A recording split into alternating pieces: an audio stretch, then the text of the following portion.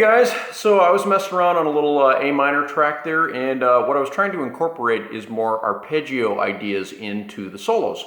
So this is the next video in the series of how you can start getting ideas about what to do when you solo. Okay, so far we had talked about targeting particular starting points and rhythmic displacement and moving around in the scale and adding a double stop harmonization to your solos. So the next thing we could do is we could look at the chords. So the basic chords on that song are A minor, F/C, so let's just think of it as F, C major and G major. Okay, pretty common kind of chord progression, right?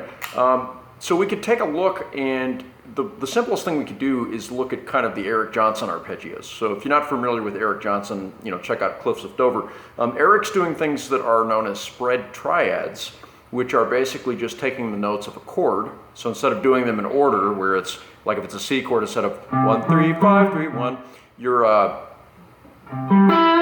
moving the third or one of the notes to a different position. Okay, so you hear that a lot in Bach. So if we were taking a look at the neck, think of like your basic A form major and minor chords, and that'll help you. So if we think of like C major, you've got this shape. Well, there's one there on the A, D, and B string.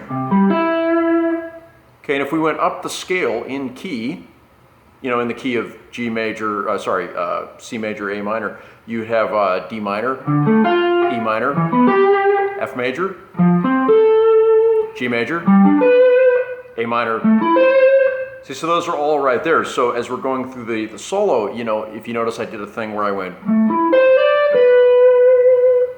So that was under the A minor. So I'm going, and then I'm dumping off in what I'm calling box number 4 here. Okay, so the idea is to take some of the arpeggiated ideas and start to blend them into melodic ideas so it doesn't just sound kind of boring.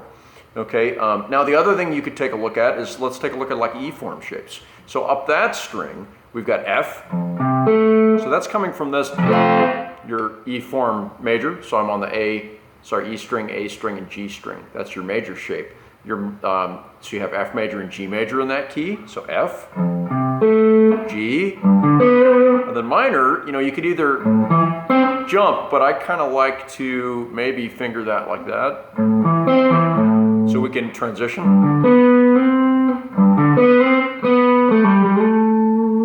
Okay, and if we kept going up, of course we'd have B diminished, which could be useful.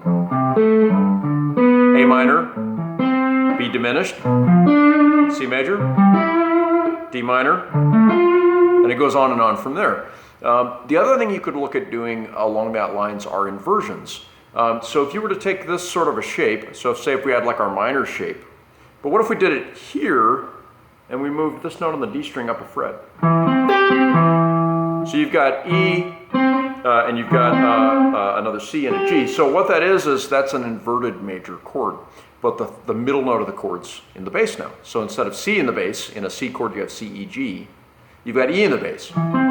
So I could use those in cool ways to connect. Like, what if I were up here? Remember, the chord progression is A minor, and then you have your F chord, and your C and your G, right? So I could be up here at 12th fret at the A minor, and then maybe we jump down to F, and then maybe we go to C, but we do it inverted. And then maybe instead of going to G, maybe we do G here as an inversion. So that would look like, oops, my bad. It's going to look like that. So you can hear that. So think. Okay. So if we put it together.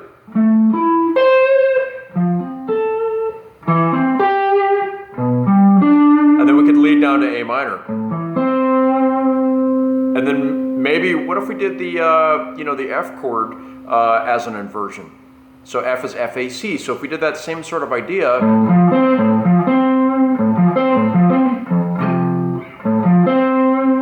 and then maybe we did C,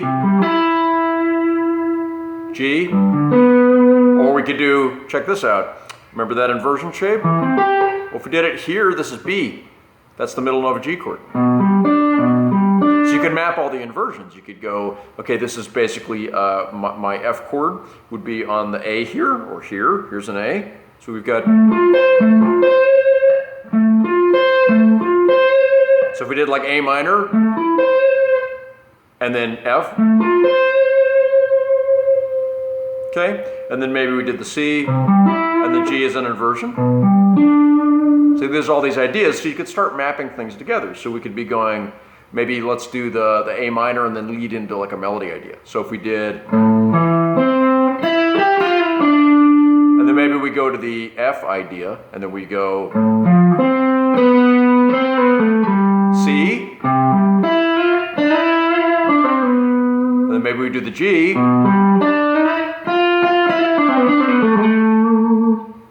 see, those are some ideas of how you could do that. Now, of course, you could map this out to your heart's content, right? So here's A minor. So like, there's A right there. So you could map that out and be going.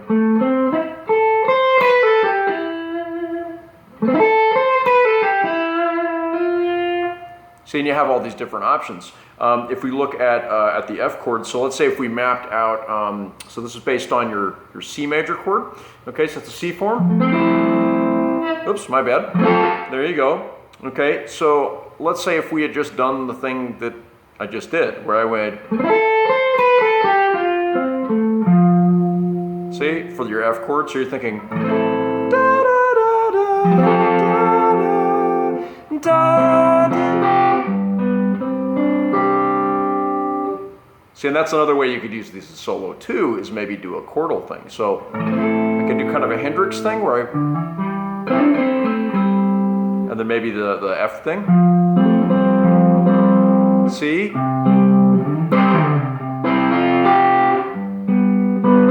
there's the G there. So I'm taking the chord and I'm looking at existing scalar notes around the chord, right? So you have to envision, you know, box 1 here, so, and box 5 here. So there's all these ideas you could play around with. Okay, now of course this gets more and more complex the more technique you have to mess with concepts, okay? So let's say, you know, I'm on like the C chord thing here. Let's say if I wanted to do kind of a classical thing, like let's say I did A minor and I did the, and then maybe I eventually end up at the C and I'm doing like a,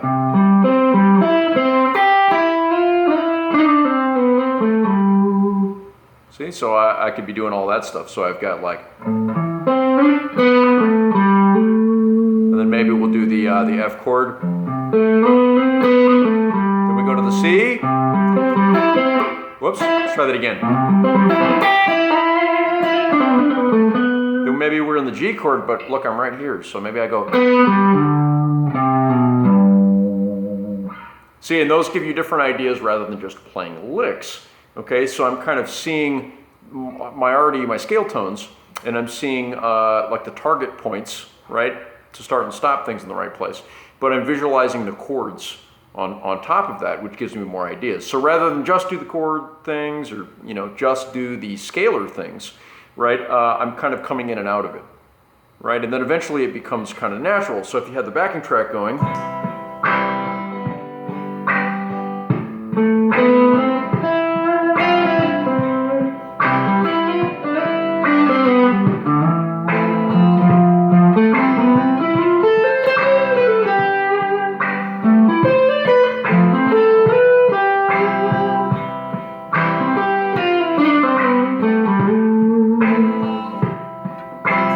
See, and you start getting natural kind of things like that. Now, I'm a lot of times naturally am playing arpeggios without knowing it, my ears guiding me through the notes. So eventually this becomes an instinctive thing. But if you're not a naturally melodic player, it's good to be able to map those out and start working with the ideas. Okay, now depending on the song, it will dictate what you're able to do with that. So maybe if you had a song that had a static, like, let's say we just had like a C chord sitting there,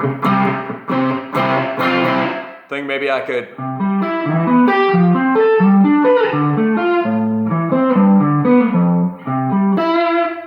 see, maybe I could get away with something like that, and that's where you get into the very Eric Johnson kind of stuff.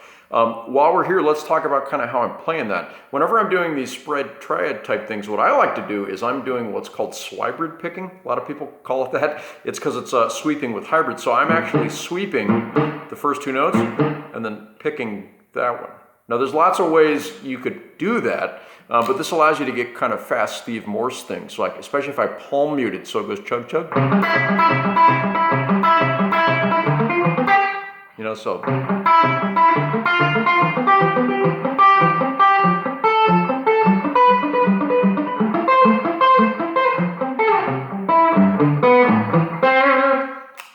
Okay, so that could be a really cool thing, but it's really neat. You can go wherever you want with this kind of stuff. The other part is you could just kind of look at shapes. So like, what if I just saw, like within box 1, walking down from this B here. So if you look at that, that's an E minor chord, okay? But I could also, like, I could use that, you know, that's part of a G chord here. So I could be going, so you're basically hearing that plus that note, okay? So that's making it like a G6 chord for a minute there. But I'm just using it as an arpeggio with a passing note there. So that's kind of the cool. Or maybe we go. So it could resolve into a C chord if we did that. But these are all just ideas, they're shapes. Now, the other way you could go with this is you could do things like, so at the end there I did a cool harmonic thing, okay? So these are arpeggios too. So we have this very much like A minor pentatonic feel. Well, if you looked at A minor pentatonic, really the notes of that are just A minor 11. So when I was doing the harmonics going,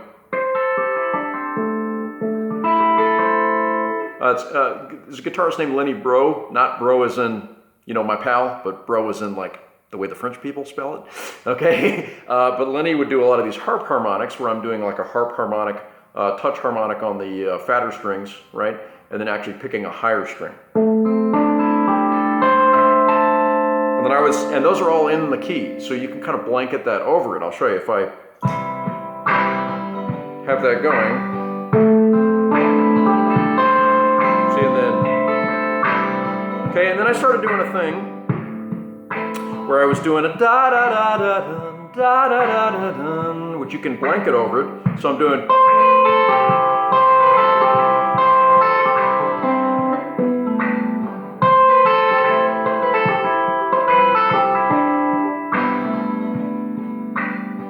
See, these are all just different ideas. Anything you can do to arpeggiate, okay, that's not just the normal scalar line will give you something new and unique to work with there. Okay, so I hope this has helped you guys, and let me know in the comments if there's a particular thing you'd like to see addressed. Thanks a lot.